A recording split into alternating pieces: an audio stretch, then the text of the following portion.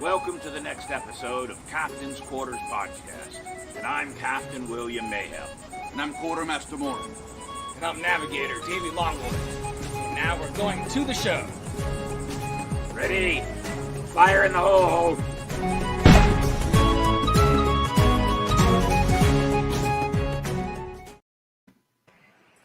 Welcome aboard, crew. Hey, Navigator. Hello there, Quartermaster. Cheers to you both. Hi, Captain. Our fourth episode. How about that? Four episodes already on the books.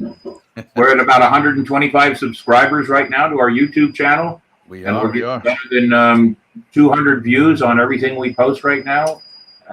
And we're just wanting the numbers to go higher now. What do you say, man? Aye. Captain. Good stuff. It's been a busy week. And every week we're going to try to talk about things that we've done or are getting ready to do. And this past week, we've been working on the yard of Captain Mayhem in my abode. I have about a third of an acre, and every year we turn it into the Swashbuckler Spooktacular. And it'll be open for 5 nights this week or this month, and we'd like for people to come out and see us. But I think Quartermaster has something to show you. I do, Captain. What was that? It's Halloween. That's what it was. And it's coming up. The St. Augustine Swashbuckler Spooktacular will be a walk-through outdoor haunted pirate amazement. 5 nights only. 22 and 23. That's a Friday and Saturday night. And then the next weekend, Halloween weekend, the 29th, the 30th, and the 31st, Halloween night. Come on out. And this is one of the things that the St. Augustine Swashbucklers does to raise something for the community. You can bring pet food, which we donate to the Humane Society. You can bring human food, which is canned food that we'll give to the food banks in the area. Or you can drop off a little bit of monetary donation, which we use to take care of all the other things that happen for this yard. Halloween 2021. St. Augustine Swashbucklers Spooktacular.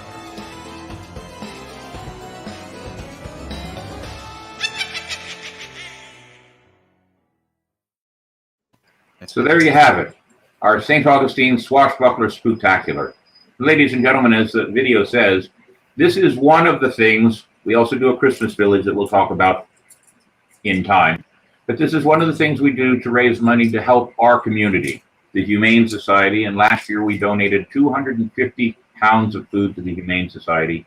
We take canned food and we give it to food banks. And then anything else cash-wise we put towards our toy drive. This year, we're looking to have some sponsorships.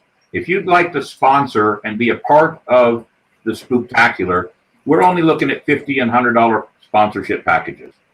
You can send us an email to swashbucklersplendor@yahoo.com and be a part of it. We have a really great way that we're going to make sure that everybody knows of the companies and businesses that sponsor us. We had good sponsors last year. We're looking for a few more this year.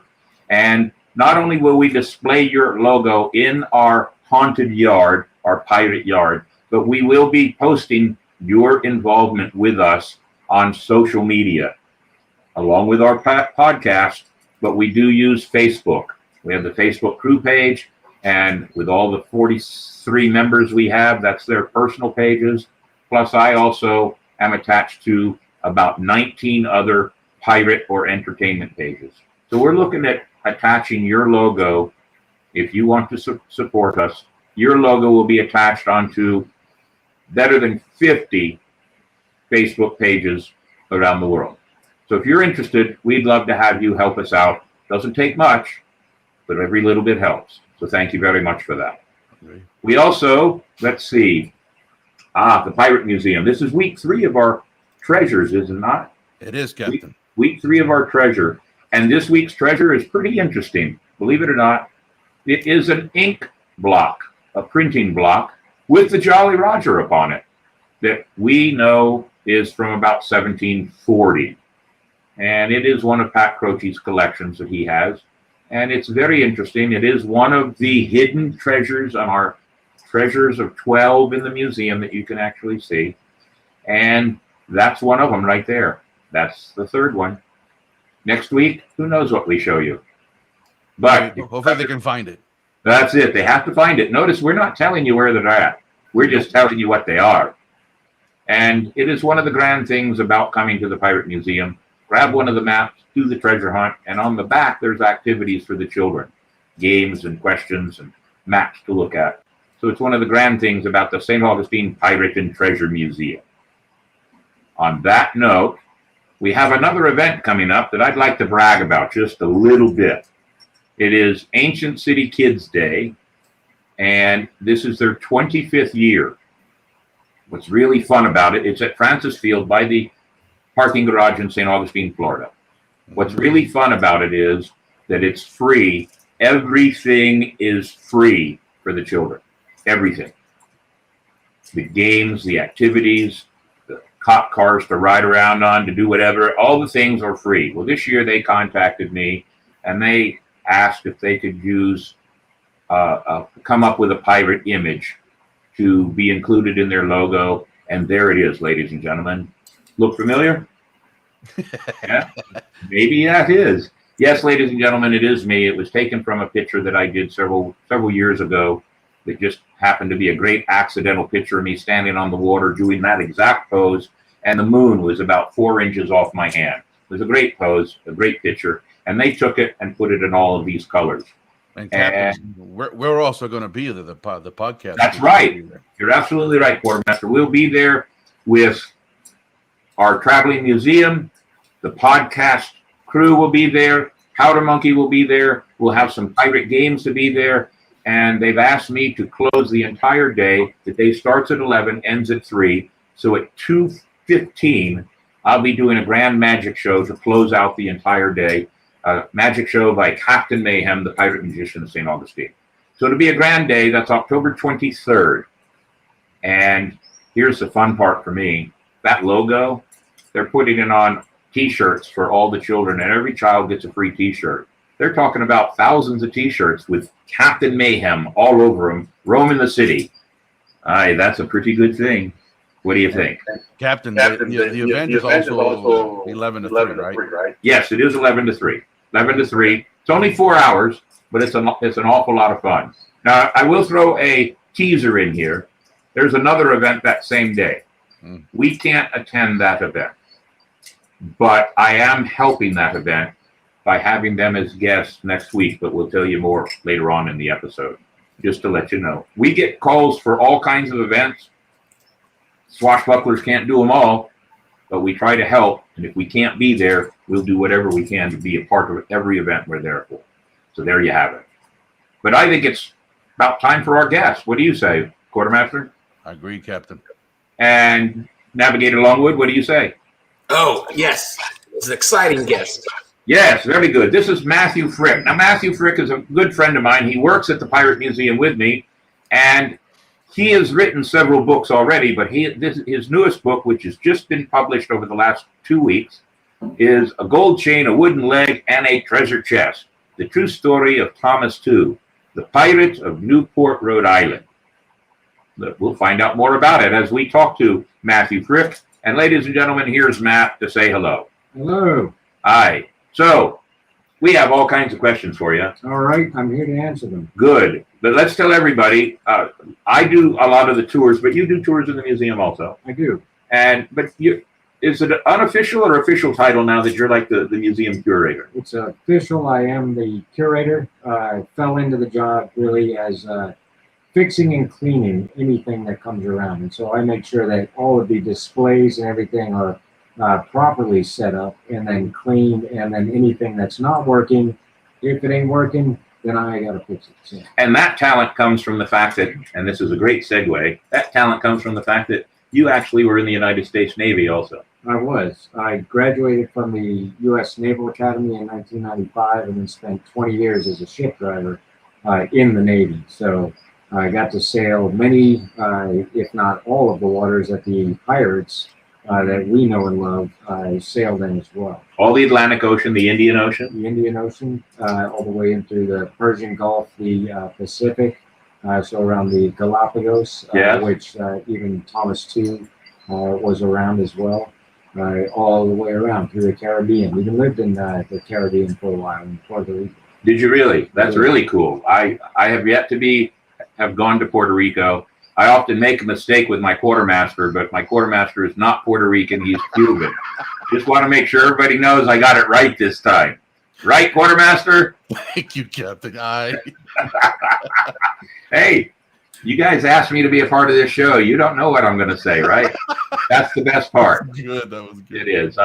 So what was your rank that you attained before you retired? Commander. Commander. Yeah, so 05. So for those that are military lingo. So ladies and gentlemen, Captain Mayhem is sitting in the presence of an actual bona fide pirate hunter. And you've done that too, haven't you? I have. Yes. Yes. So it's probably one of the reasons we get along good, because he's really a pirate, if you know what I mean. I am. He is. He really is a pirate. There is nothing like climbing a rope ladder up a dhow or a merchant ship all the way up, stopping them from violating sanctions to make you feel like a pirate climbing up a deck. So what's the largest ship you've commanded? The largest ship, I was on small boats. Okay. So I would say when I reached that point of executive officer, it was a minesweeper, so not that big. So about the size of a Spanish galleon. So that's something a lot of people don't know, is that our smallest ships were as big as the biggest ships at the time. Now, maybe not quite as heavy, right, because of the job that they have to do, but I was also on frigates and an old destroyer as well. I like the tight-knit crew as opposed to an aircraft carrier with thousands of people. So, yeah, I think being on a smaller ship would be a lot more fun anyway, a lot more enjoyable, because you get to know your crew a lot better. Most definitely. Yeah, most definitely. So enough about that, because I don't want you to feel that this is all about your military career, but I do want to say thank you very much for your service. It's one of those things that we should say all the time on a regular basis. Right. But you've written this book, but before we talk about that book, I just want to show everybody, he's not an amateur book writer.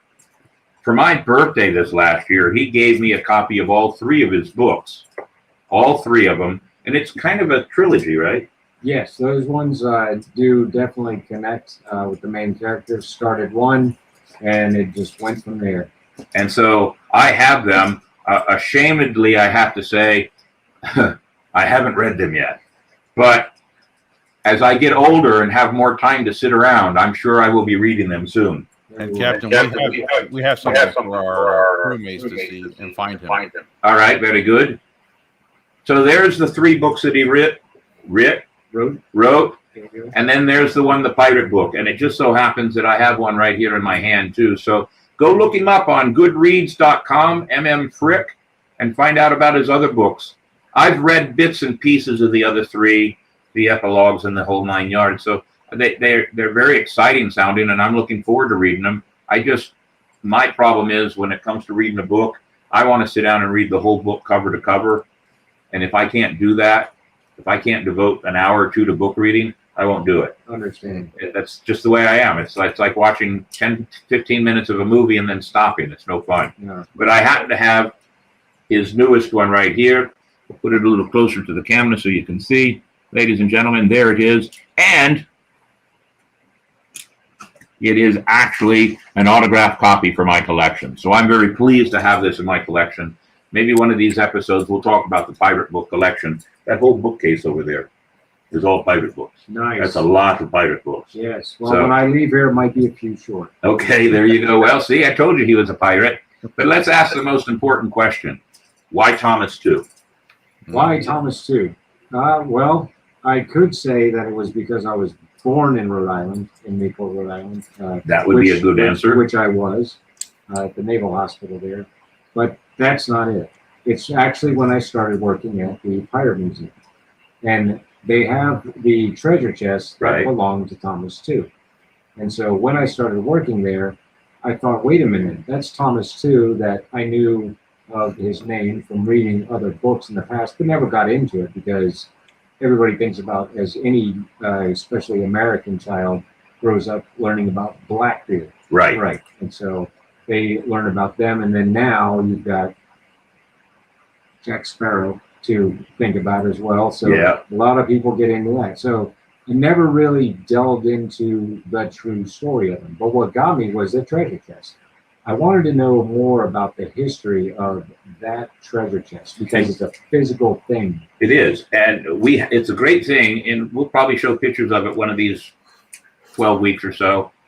It is a wonderful artifact, but you actually took the time to research pretty much its entire lineage from the 1690s, when Thomas II met his end, Right, to present day, where it sits in our pirate museum.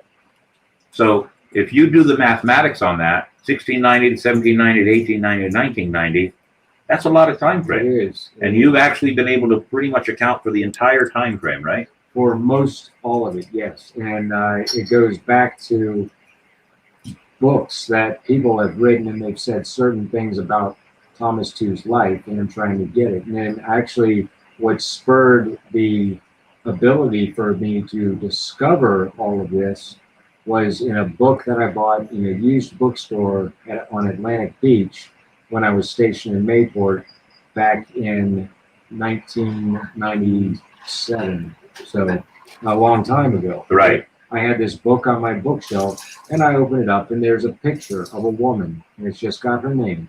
That's it. It says Mrs. Johnson Sims, and the picture of her in a uniform. So I started with that, and I commenced to learn more about that person, and then using the author of that book, Edward Rose Snow, went to another of his books that I had, and then read an actual accounting of Thomas II and finding the treasure chest. So that gave me more pieces. Well, at the University of Boston, at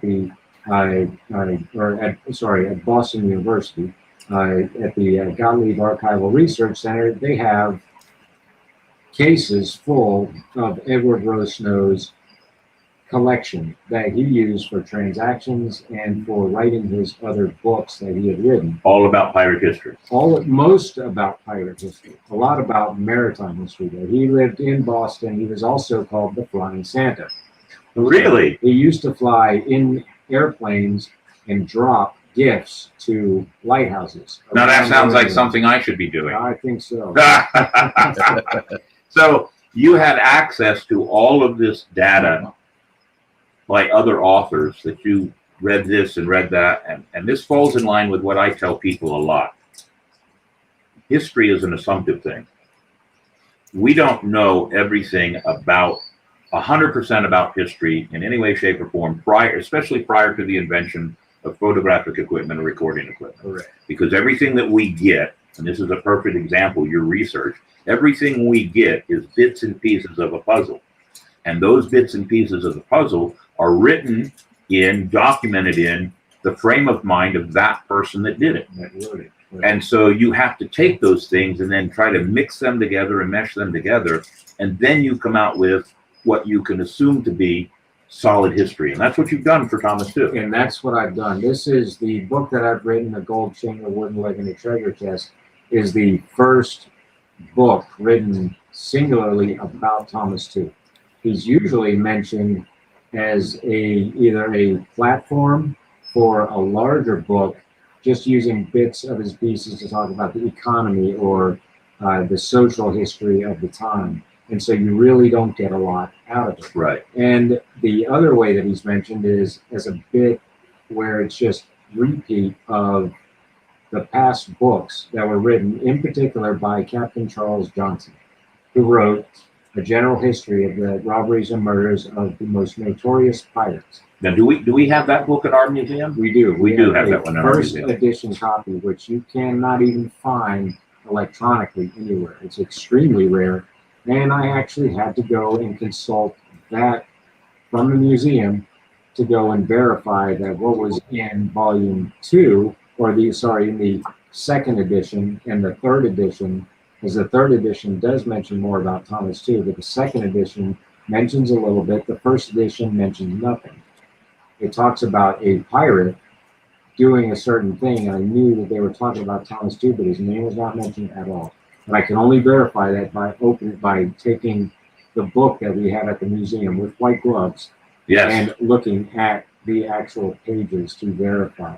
So it to me, writing this whole thing was so fun. It was an adventure because I actually got to touch all things. I got to go to Boston, do some research. You did. You took a vacation time to go to Boston and do the research up there. I did. And that had to have been fun. And stayed in Newport, Rhode Island, and visited the two-family plot. Really? Which is actually located in a trailer park now. And so he's a trailer park pirate. That's so, right. Yeah. So, two sailed with some other notable pirates. And they were also the Dead Sea Pirates, not Dead Sea, Red Sea Pirates. Red Sea Pirates. Dead Sea is a different location. Red Sea Pirates. So, name a couple of the other notable pirates that he sailed with. The primary notable was Henry Everett. So, or also noted named Avery. So, depending on where you've heard it from, right? Which Every or Avery, he was a British midshipman that created a mutiny, correct? Correct. Not a midshipman. He was actually a sailing master. He was a first mate. Oh, a first mate.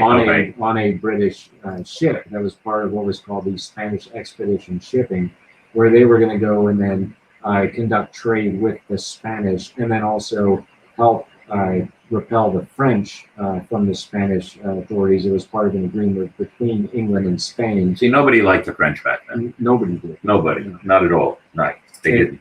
So the problem that they had was that they were stuck at a place called Coruña on the off the coast of Spain, waiting for clearance to actually go and conduct their operations for 8 months, and nobody had gotten paid. The wives of the sailors were contacting the king and the queen, trying to find relief, saying, "We need money, but you have not paid our husbands. So what are we going to do?" So after 8 months, he gathered people from each of the 4 ships, and they mutinied, and they stole the ship to Charles II. And they laid the captain ashore, and anyone that didn't want to be a part of it, renamed the ship the Fancy, because pirates always name their ships cool things like Fancy. That's right. And so they went around the Cape of Good Hope around Africa, right? So they went around into the Red Sea, and that's where they met up with Thomas Tew and his group of 4 pirates. And this, according to historians, was Thomas Tew's second trip on the pirate round. That's what it was called. Pirate round. And so this one did not prove to be very successful because it was the end of his life. Correct. 1694? 1695. 95. So there you have it. Yes. So it's a very interesting story. In the museum, we actually have not only his chest. Some people refer to it as a treasure chest. I just like to refer to it as a pirate chest. But we also have his pistol and his sword. Correct. And that's on the gun deck. They're not hidden adventures for the treasure hunt, but they're right there and you can see them. So, Quartermaster. Hi, Kevin. You have a question that you might want to throw at Mr. Frick here? I actually do. Actually, it's a 2-part, if you don't mind, Matthew. First, who's your favorite author? And then the second part of that question, when you're writing, do you like to write in silence or do you like to hear music to motivate you? All right. My favorite author depends on my mood, and it also depends on what book I'm reading, because I don't really pick a specific author. I'm a huge fan of John B. McDonald and his Travis McGee novels. There's 21 of them, and I'm currently rereading them for the 3rd time. So they're short novellas called, what do they call them? Dime store novels, beach books from the 60s through the early 80s to the end of it. Okay. I'm a huge fan of Shakespeare and Mark Twain as well. Anything by those two for it.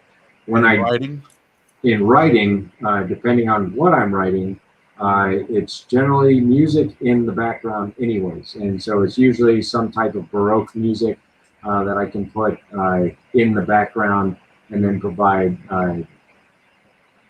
atmosphere, and then just a little bit, rather than me listening to the cuckoo clock ticking in my house.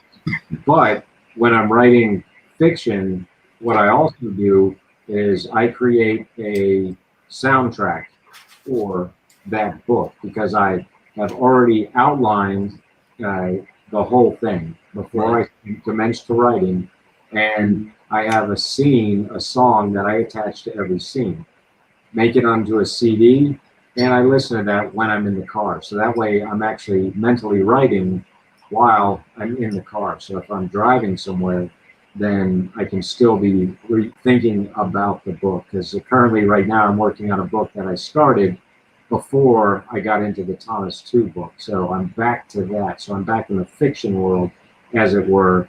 And I've been having this soundtrack for the past 5 years that I've been listening to. So it's evolved from So that. you're going to have a fifth book eventually. Yes, not related to these. It will be separate from those first three for it, but there may be one person that's connected to another character in that, but not really involved in it. Because those were geopolitical thrillers. This one is more of a crime mystery book that happens in Northeast Florida. Very cool. Navigator, you sound like you've got a dead parrot going on over there. What's wrong? No, the ship's cat's making noise. Is it the ship's cat? maybe the ship's cat's caught the parrot. That's what the noise is. You actually missed it, Captain. He was actually fighting with it. He was struggling with the cat. It was good. Hey, and I thought Max, the basset hound, was going to be a problem. There you go. We switch roles.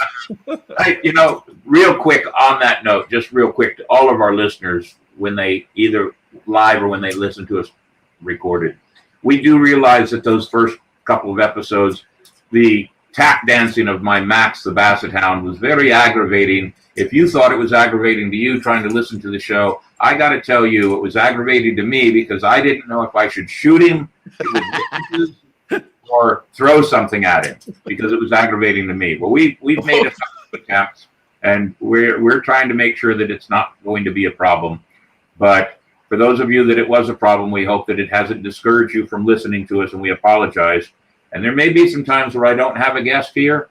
I'm going to put Max in that chair. And after you see Max, those of you that were upset with his tap dancing might feel sorry about it. I can tell you, basset hounds have that thing. Yeah. So anyway, Mr. Longwood. Hi. Do you have a question for Matt here? Yeah. When I was looking with Thomas too, they talked about Libertalia that was envisioned by Henry Avery and Thomas too. Can you elaborate on that? Yes, that is fiction. Okay. And here's the problem: is that where Thomas II finally got his own chapter in the writing of Captain Charles Johnson was in the Volume 2, which was considered the 4th edition, that was written in 1728. The first book was written in 1724. Thomas II finally got his own chapter. However, there were bits of Thomas II's story that were meshed with a fictional pirate that had Chapter 1. Chapter 1 was a fictional pirate named Misson. And Misson created this land called Libertalia, or Libertatia in some writings of it, but Libertalia, where pirates ruled it. And it was just a great place around Madagascar. It doesn't actually really define that it was Madagascar, but that's what they're talking about. So on the east coast of Africa. And so it's fictional. Thomas II joins him. They live on this island. Thomas II is raised to become admiral of Libertalia and goes on. And so the problem is that you have a bit of truth that comes in, and then he joins Libertalia. Then a bit of truth about him leaving. And then he comes back around, meets Henry Avery, and gets cannonball to the gut and dies, 1695. So they mesh it together. The problem with that is that people took that to be truth. And so the thing is that it was completely based on an actual pirate stronghold that was there. And I wouldn't even call it a stronghold. It was a trading post in St. Mary's Island, just off the northeast coast of Madagascar. That was run by a man named Adam Baldridge with ties back to New York. And it was used to funnel supplies to pirates. The goods from the pirates were sold, sent back to New York. And so that was the pirate realm. And so as that was going that way, this place became the inspiration for Libertalia. And that led to many people positing that Captain Charles Johnson, who, by the way, nobody knows who he was, they believe that that was a pseudonym for Daniel Defoe, who actually wrote Robinson Crusoe. Right? And so you will find publications of a general history of the robberies and murders of the most notorious pirates that have Daniel Defoe listed as the author. In fact, one of the one of the best editions of that has Daniel Defoe listed as the author, edited by a man named Sean Hunt. It was from 1973. So you just got to take it with a grain of salt whether you believe Daniel Defoe was the author, or and I touch on this in my book on a chapter about Charles Johnson. There's other theories on who Captain Charles Johnson was. Does that change the fact that the story of Thomas II in Johnson's writing contains a lot of fiction? No, it does not. But what it does is it shows that people will look at something and they will repeat it without actually looking to see whether something's true or false. And that's how the falsehoods keep going through the centuries. Now, we talked about when we were going to start this whole thing that we would try to stay as far away from any political anything as far away as we could. But that right there, I have to say, that is the commonality of mankind. It's easier to believe the stories than to look up the research to believe because how many people, Matt comes and does tours too, so how many people that come into the museum, the first thing that most people think when they come to the museum, it's going to be hokey, it's going to be childish, it's going to be Disney-ish, and 99% of those people that would make that comment leave there, and before they leave, they make a comment about how great it was, how authentic it was, how much they learned. And then when we do tours, how many times after you've done a tour and you've told people certain things about real pirate history, do they come to you and say, I learned something today? Right. All the time, every time, because what most people know about pirates, who he really is, without being slighting, is because of who? Captain Jack Sparrow in the movies. That's it, and Walt Disney. Yeah. And so they've brought it to the forefront, but there's really a whole lot of great pirate information that you talk about. And Thomas too had a code on his ship, just like all the other pirates had on their ship. And their code was very democratic. Yeah. Very democratic. And that's a very important point for people. You know, before we ask too many more questions of Matt, do we have some listeners out there that have popped up some questions there, Mr. Longwood? Yes, we do. That's a very good one. Did you see it? Yeah, what was the meaning behind II's flag design? Well, we don't actually know that was Thomas II's flag. And so therein lies a problem with a lot of pirate flags. There's only a couple of pirates, Edward Lowe and Bartholomew Roberts, that we really have a good description of what their pirate flags look like. So we can specifically say it is what they are. However, it is the accepted design. And so just like Calico Jack Rackham's is the accepted version for him. And so take it as you will. You will not get lambasted for having Calico Jack's tattoo on your arm if you find out, well, that really wasn't his, because we don't know what it looked like. But behind Thomas II, we believe that it was created. The reason it's got the scimitar, that's on there, is because of his association with the Red Sea. The Red Sea and the pirate round. Yeah. It's even been said that we have a version of Blackbeard's flag in the museum. Not the flag, but a small miniature representation. But there are at least two other versions of what Blackbeard's flag might have been. Right, because in the descriptions, usually what you'll find is they flew a red flag or they flew a black flag with a death's head on it. Right. So the death's head being your typical skull and crossbones. So I would say that the skull and crossbones is a safe bet. And the 3 original pirate flags, the Jolly Rogers that do exist, one in London, England, or in Portsmouth, England, anyways. The other one is in Finland, and then the one at the St. Augustine Pirate and Treasure Museum, skull and crossbones. All 3 of them. All 3 of them. The one in England, is it red? Yes. Yes, see, it's red. Yeah. The flags, the ones that we know of, like Bartholomew Roberts, really has some pretty cool meaning to it. Yes. But whether or not all these pirates actually flew their own particular flag, just descriptions may give us the idea that it was true. But you have to take, like everything that we do with pirates, you have to take it with a grain of salt. We were in a Facebook discussion about a week and a half, 2 weeks ago that turned very, very long. Yes. About a lot of people that doubted the validity of the flag that we have. And Matthew was very good about how he explained the things that we have that give it its credibility, and it ended up being a very good conversation. I think there was one person in there that wasn't very happy about it. Yes, who will not be named. Who will not be named, but everybody else was very happy with it. I mean, let's go back to what we said earlier about pieces and parts of history. I don't profess, I know you don't profess, we're not 100% knowledgeable on pirates. We're very knowledgeable on pirates because it's our work, our business. But I've had people come to me and disagree with something I've said on my tour or ask me a question that I couldn't answer. What's the first thing I do? When I return home, I use a computer, I go look it all up, and I try to find variations or differences in the story, because here's a simple one that pops to my head. Blackbeard.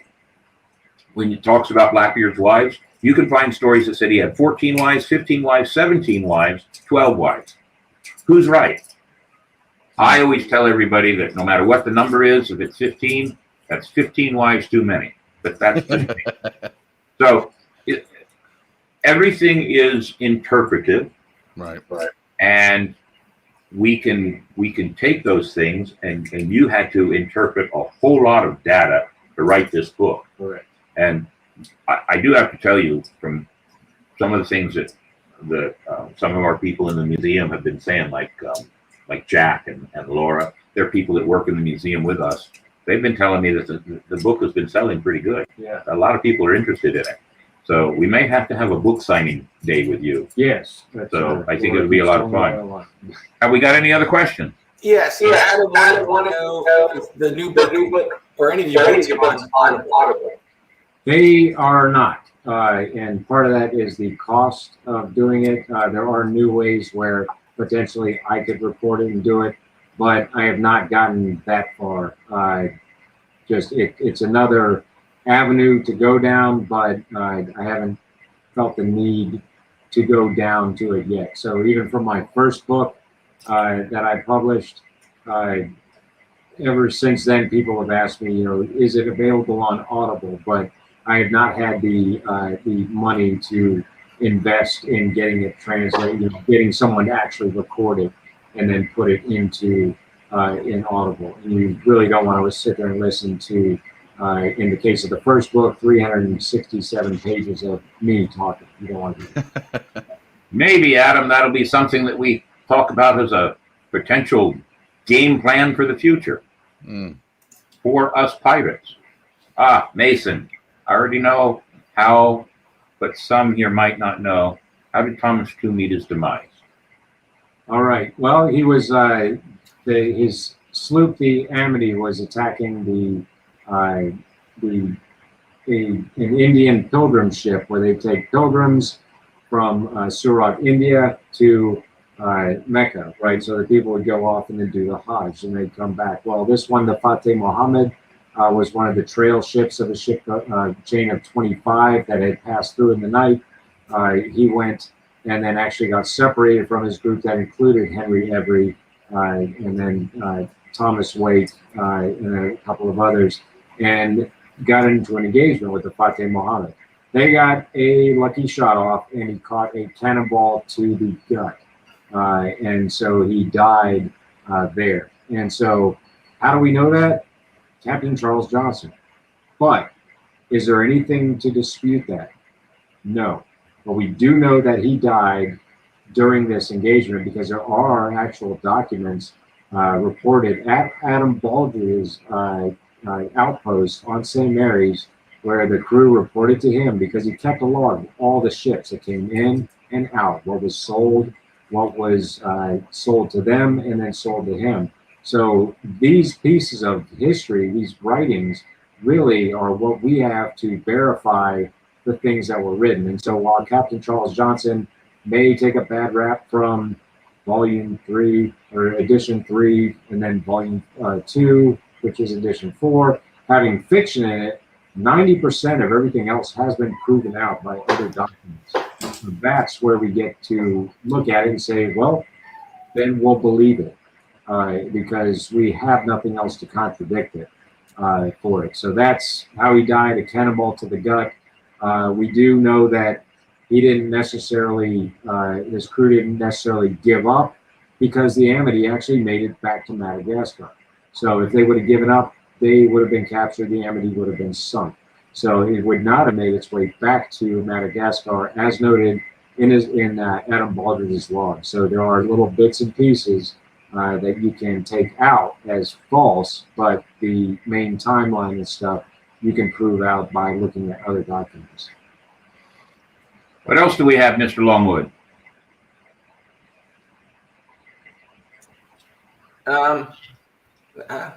That's it so far from the peanut gallery. Captain, I wanted the video that we have regarding pirate history. Would you like to? Oh yeah, let's pop that in real quick. Let's do that very quickly.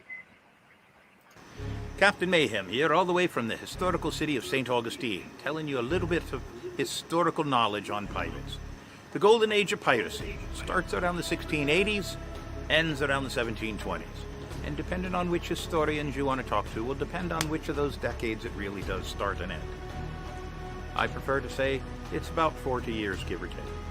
But the weapons of pirates back then, a flintlock, that was a good thing, except for one problem. Bang, done. What do you do with it then? It becomes a club, or it's thrown to the deck.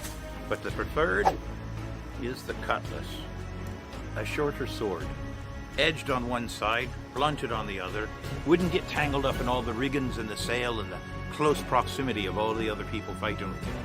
But if you couldn't come upon a sword, what did you come upon?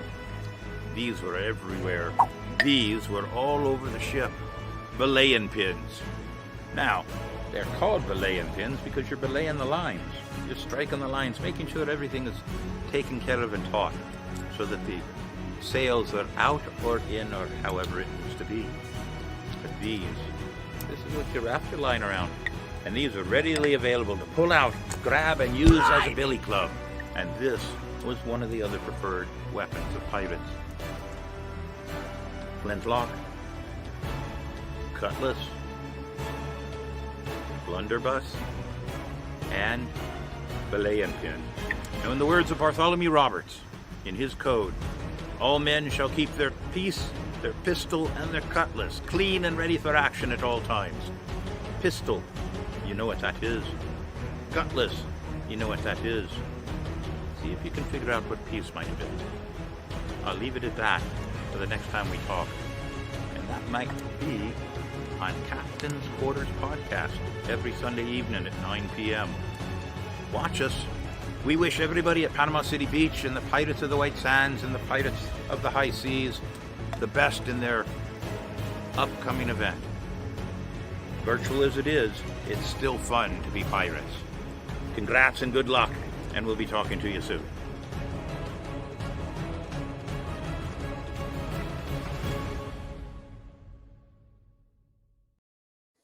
So that was pretty cool.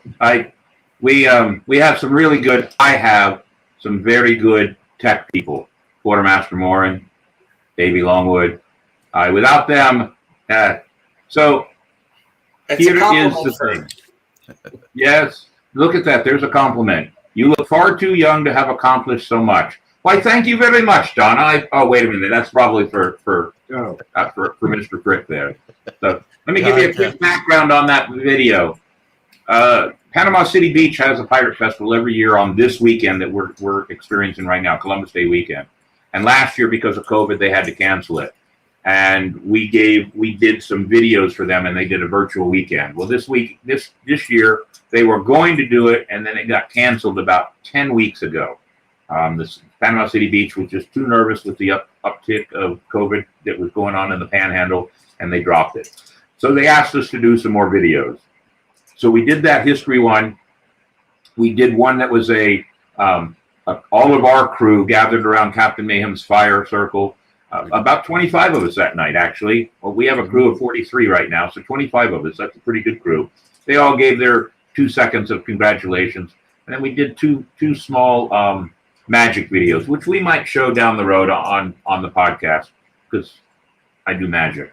So we thought we needed to show that in and tell Panama City, if any of them are watching, huzzah, we look forward to being with you in the new year. So I have another question for you. Are you going to do another pirate book? Have you thought about it? Right now, that took me 3 years to write. A fiction book generally takes me 6 months to research and another 6 to 8 months to write. So that is easy because it's all up here, right? So for a pirate book, it depends on what's grabbing me. I will say that I am researching the Jolly Rogers that exist right now. So if anything that I'm working on right now, it's going to be about some of the physical artifacts that are around, not just at our museum, but at other places and things like that. Well, that would be an interesting book, because it would be a little bits and pieces of history of each artifact. Right, and that's just on the side. It's just something I do as I come up with more information, or I find somebody that might know something about it, and I happen to run into him, like Captain Fisner. When I talked to him, I asked him a question. He gave me a new piece of information, and so I just take that and then I set it aside, and then when I come to it, I look, oh, let me look that up, and then I'll delve into something and try to work on something else. But they're all side projects right now. So when he mentions Captain Fisner, we're talking about Carl Fisner. A lot of people just know him as Fizz. He is, he's a longtime treasure hunter and diver. I'm not even going to tell you how old he is, but he's ancient. And he's been diving a long time, and he's dived on some of the more famous shipwrecks. And he just brought in some more coins over this weekend to put in our gift shop at the Pirate Museum. And he's a fountain of information. We have 2 or 3 of his books in the museum gift shop. 2, I think, right? 3. We have all 3 of his books. So he's a fountain of information, and he's a lot of fun to sit and talk to over a shot of rum or 3 shots of rum with him, because he loves to drink rum. And he learned his how to treasure dive from Art McKee, who was the great-grandfather of American treasure diving, at least. And that is important because Art McKee used to own the Jolly Roger that we have in the Pirate Museum. And so that's why I needed to ask him a couple of questions, and I got another lead to get me a little bit more information. So what about writing a fictional pirate book? Have you thought about maybe a story book? I have. Pat Croce even told me I should write Captain Mayhem book. I didn't want to say that, but thank you, Quartermaster. I have thought about it. The one thing that is keeping me from it is, if you've read any Patrick O'Brien or any other books where they're maritime books in the Age of Sail, and then to be able to describe that life and then actually sailing during a storm or climbing the rigging and doing all of that stuff. That is an art, and it's an art that I do not, I am not in command of in any way, shape, or form. But you're still a young man, as Donna said, so you have time to figure it out. And it may come up. If I do, because yes, I have a notebook with notes for possible short stories about Captain Blackheart. So I've already got his. For those of you that don't know, when Matthew is doing tours in the museum with especially with the school children that we do, we do about 1,000 school tours a year. Matthew is Captain Blackheart. So some short stories about him would be really cool. I have a short story about William Mayhem that could use a whole lot of polishing. Maybe I should turn it over to you and let you do it. You could hand it over, and then I'll edit it and then hand it back to you so you get all the credit. Well, there we have it. So we're getting good compliments. We're getting good viewage. We have a lot of good people. We're hoping that people will start to tune into what we're doing on a regular basis. We've had 3 weeks of 3 guests. One on the history of St. Augustine's beginning, one on dancing and belly dancing and tribal dancing, and now one on pirates. So you can see we're going to be very versatile. We're not just going to talk about pirates, although I'm not going to step out of this costume, this garb. I'm going to be a pirate, and I still have a quartermaster, and I still have a navigator, and we'll still do everything in a pirate venue. But we've got plans for all kinds of things to talk about. And it's reaching that point that I at least want to say a couple of other things. Matt's going to stay with us for just a few minutes, but I want to do a reminder here on how you can find us and how you can be a part of our crew, our Captain's Quarters podcast. So, Quartermaster, do we have a way to show people how to get involved with us? Yeah, we There it absolutely is. do, Captain. All right, go ahead. It's your word now. You can definitely find us on Instagram as well under Captain's Quarters Podcast. Obviously on YouTube, we're here right now live. And here soon, we're also going to have a Facebook group page. It will be set to private, so you'll have to send us a request to come in, where you'll get a lot of behind the scenes, a lot of sneak peek stuff that we're going to be doing. So stay tuned for that. Very good. And I look forward to that Facebook page, especially because it's going to be private. That means that you have to have watched us, know about us, want to be a part of what we're doing, to be a part of that Facebook page. We're not going to just throw it out there willy-nilly to the entire world. Absolutely. We're going to be exclusive because we're going to have we've already had some long conversations into the night about T-shirts and shot glasses. And, oh, by the way, just so you know, that's Thomas 2 rum. We had Thomas 2 rum here on the table. So we've got some really great plans for what we're doing. And out of the 52 Sundays in 2022, we've actually already planned for 28 of them. So we're over halfway there. So it's a great thing. The folks that obviously, if this is your first time viewing us, make sure you click and subscribe to our channel. Ring the little notification bell because it'll give you an update on future contents that we're going to be putting up. So make sure you subscribe and share with your friends and family. Let them know about what we have here with the Captain's Quarters podcast. Absolutely. We're even going to do something else. We've talked about it, and I think we're going to probably do the first one. Probably, I'm thinking at least one before the end of the month. And now, me saying that has put my quartermaster and my navigator in a position that they're going to have to abide by what the captain says. But we have this idea to do a captain's parlay, which is basically any of the places down in St. Augustine, like our favorite watering holes, so to speak. I'm not going to name any names right now, but our favorite watering hole. We're going to set up a camera permanently for that time frame. And we're just going to sit there at the bar and have drinks and talk to the bartenders and the owners of the bar or the establishments that we're going to. And anybody that happens to be wandering in at the time, tourists of any type, or even those of your fans, those of you that are our fans, that want to come in and have a drink with us. You come in and be on camera, and we'll edit it down. We'll let it run. We'll probably do it for an hour or two. No more than 2 hours. That's just way too much drinking for Davy Longwood.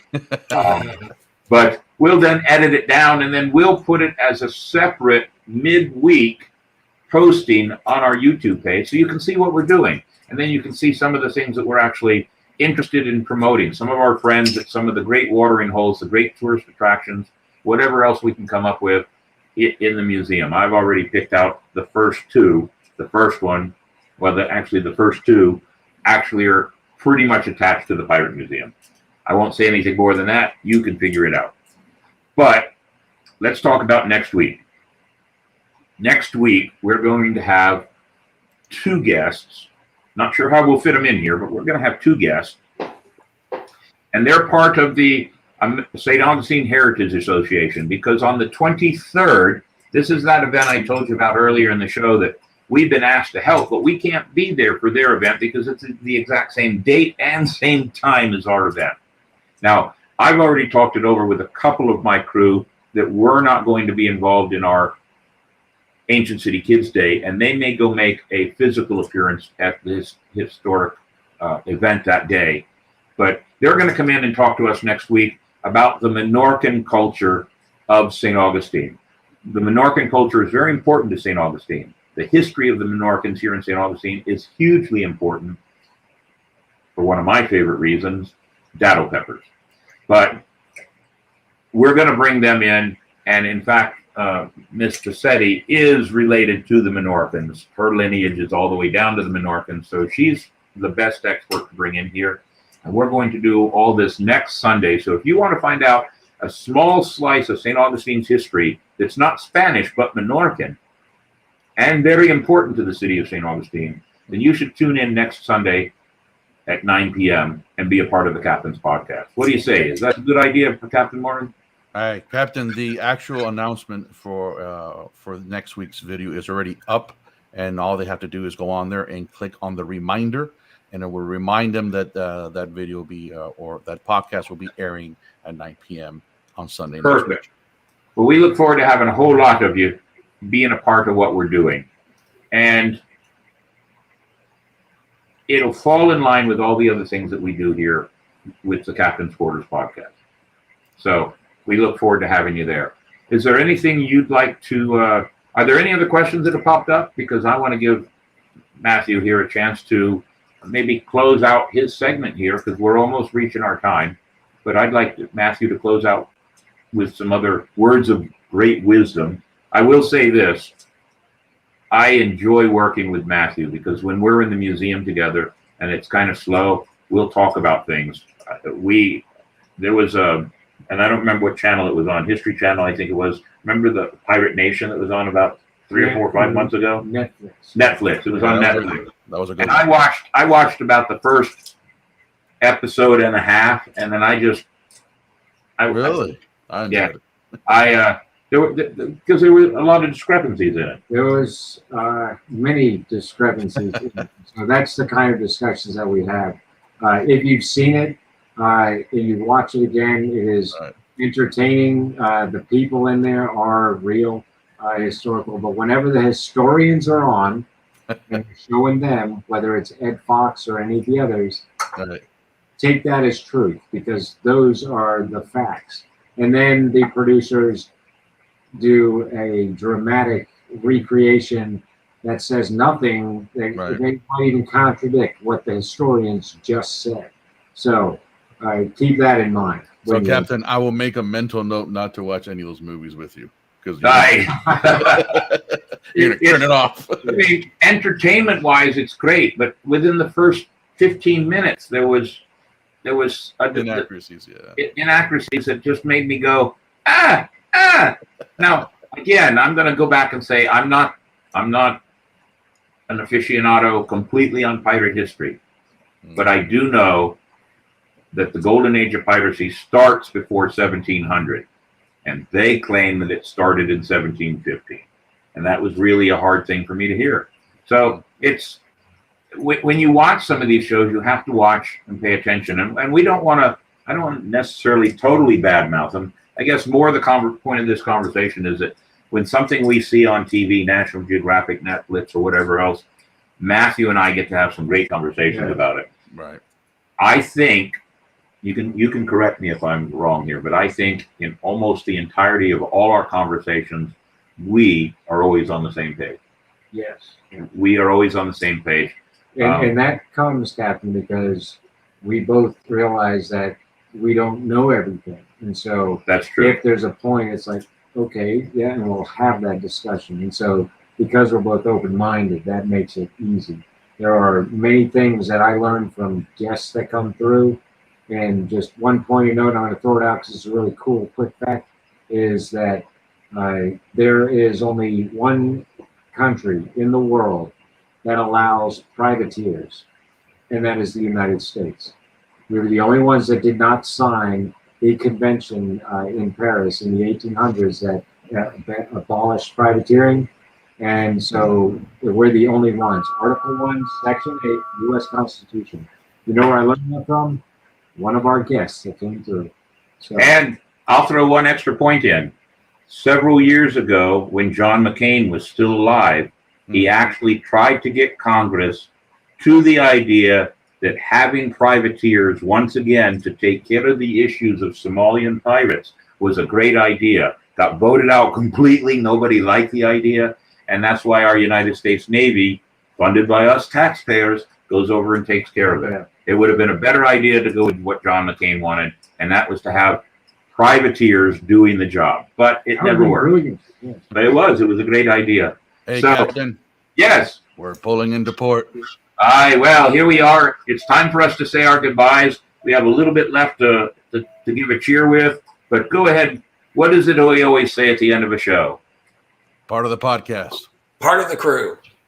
Always to you. Cheers. We look forward to seeing you next week. Thank you very much for tuning in. Mates, it was good to be with you again tonight. Matthew, Okay. thank you very much. Cheers Thank to you. Cheers. And don't leave us. Always keep up with us. Subscribe to us. We look forward to seeing you on future episodes of Captain's Quarters Podcast.